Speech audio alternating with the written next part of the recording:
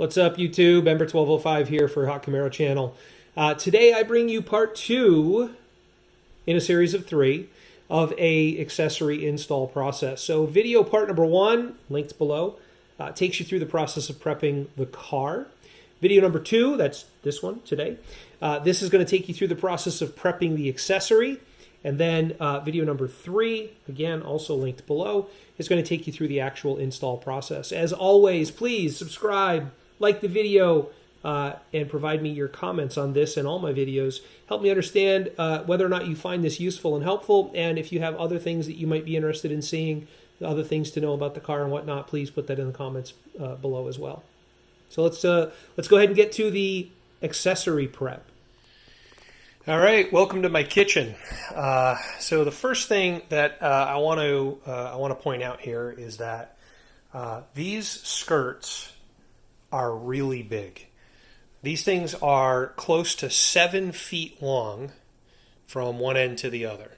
So, you know, having a nice big work surface where you can set this stuff up to work on it is going to be really helpful.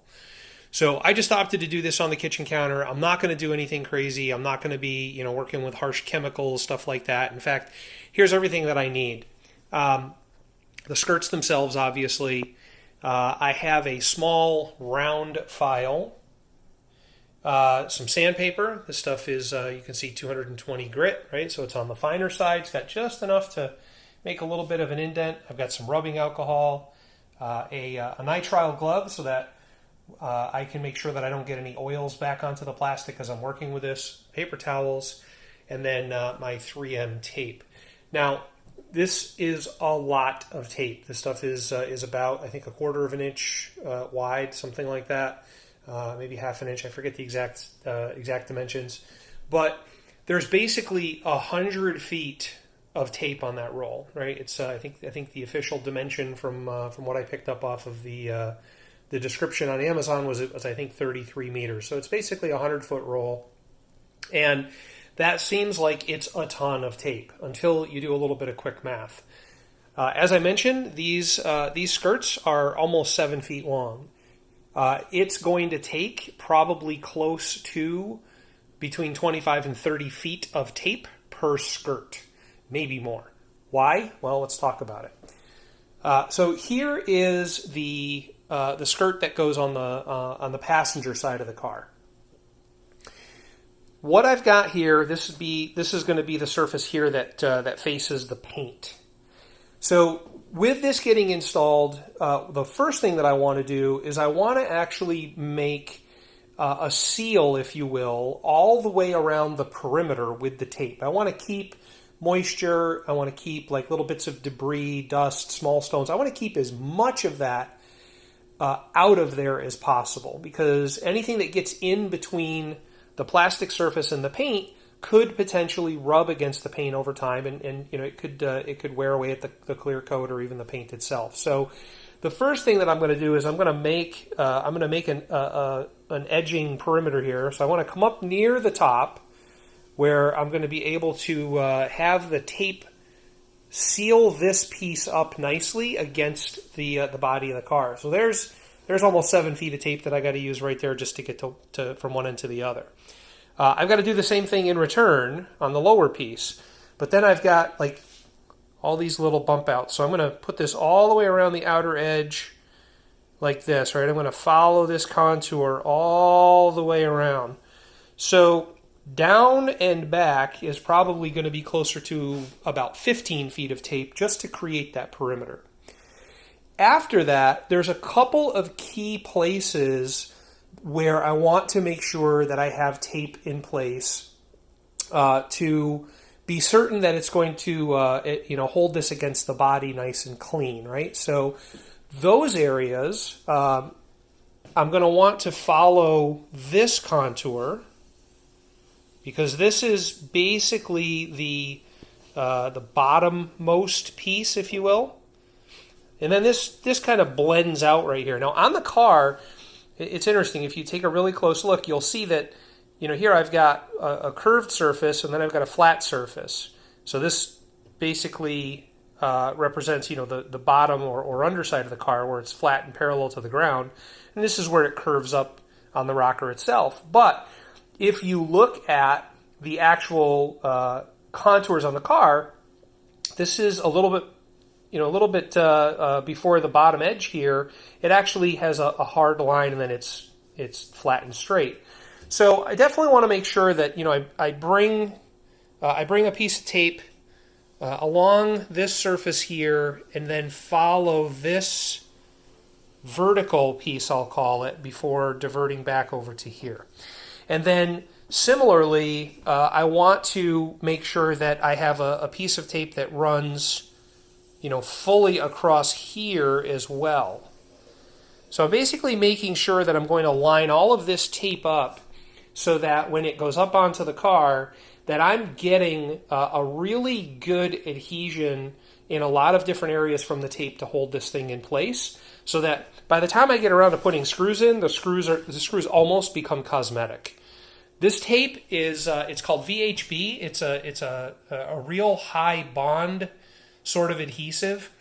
This is the tape that manufacturers will use on the back sides of things like body side molding, any of your emblems that are on the car that are held on with only adhesive tape.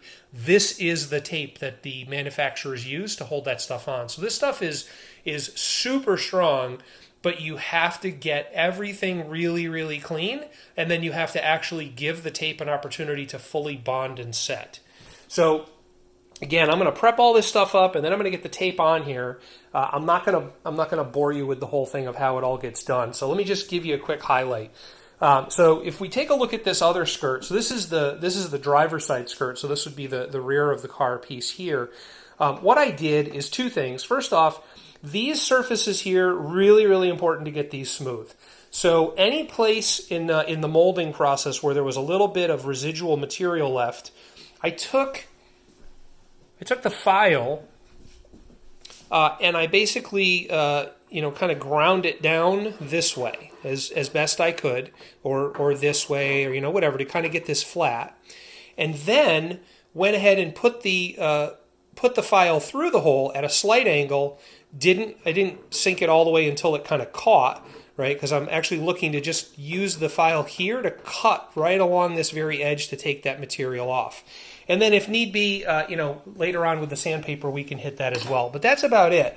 I did, just because that's the kind of person I am, I did also do the exact same thing on the back side.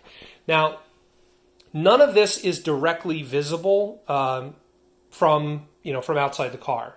You'd have to get down and look at it like from on the ground, or the car would have to be up on a lift or something like that. So why did I do this? Well, because as these pieces are going to be used to screw these to the rocker panel, I felt that it was really important that this would be nice and flat, so that the head of the screw would have a nice flat surface to sit against, and that it would help to create another high quality seal to keep moisture and things like that out. So I can show you very quickly, because this one didn't get done, right? So really simply, what you do is just kind of grind it down a little. Basically just getting it worn flat. And then once we have that done, then just kind of go at the edges and make sure that any material that got flattened down actually gets ground off. And that's it. It's pretty smooth, and you see that just from that little bit of effort, I got quite a bit of little plastic here that has fallen on the counter. So that just gets cleaned up. So that's it. This has been ground like that, and you can also see by looking at it, there's plenty of scuff marks. I went ahead and I took my 220 grit paper and I sanded all those areas where I was talking about doing the taping, right? So all the places that I'm planning to put tape, I sanded all of this down really well as well. So all around the perimeter, all along these contour edges on both the vertical and the horizontal components of them, again, perimeter. And when I put all this tape on, you'll see I'm going to butt all the pieces up nice and tight to each other, and I'll show you how that all looks once I get it done. But for now, this has been sanded and wiped down. The only thing left to do on this one is to actually wipe it down with the alcohol. This one still needs to be sanded. So, you know, again, I'm gonna go ahead and take the 220 grit paper. I'm just going to basically go along all the various areas like this, and I'll just do a quick section to show you. This only took me, I think, probably 10 minutes to do the other one. I'm not bearing down on this really hard, right? And you see, all I'm really doing is just trying to get it scuffed up. I'm taking any shiny surfaces off, taking any sort of chemical residue that might be on the plastic off, and just leaving some little tiny scratches, which will give the adhesive of the molding tape something really solid to hold on to. So that's it. So I'm going to go ahead and get this done, and through the magic of editing, you're not going to have to watch any of it. But feel free to ask questions if you have them in the comments, and I'll be glad to answer if there's anything in particular you want to know about how I did it. But I'm going to go ahead and get this done, and then I will show you basically the last stages of putting on the tape, so that you can see how I do all of that. All right, everyone, here's where we're at. I have gone through probably half of this roll, and I think I've got everything taped up the way that I want. I have, as I described before, I have created a perimeter all the way around the edge. It's not going to be perfect, but as I mentioned, you know, I did want to try and make it so that it would be somewhat weather tight, and I think I've achieved that. If you take a look at any of these corner joints, whatnot, you know, they're pretty tight. So that's taken care of, and then I have this this long strip that I ran along the lower contour from front to back. So the thing that I have to do now, which is really kind of the final step, and this is super important. This 3M VHB tape has to be basically press fit against the material, or it will not bond correctly. So what I have is I have a roller here that is commonly used for wallpapering. There's a couple different size rollers that are used in that process. And what I'm going to do is just simply take this roller and run it on all of the pieces of tape. And I'm going to make sure that I put a decent amount of pressure. So 3M, if you look up their videos and such, look at the material safety data sheets, look at the instructions, all of the different pieces of information that are out there for this tape will tell you that you have to apply at least 15 pounds of pressure on this tape while you roll it. And what that's doing is it's taking all of the adhesive that's on the bottom edge here, and it is pressing it into, in this case, the plastic material to create as strong and tight of a bond as it can. So you saw me doing it. I'm not going to force you to watch me for the next 10 minutes rolling this thing out. So again, through the magic of editing, when I finish this, after I've gone over every single piece of tape on both of these skirts, the next thing that we're going to be able to do is to go ahead and actually put these on the car.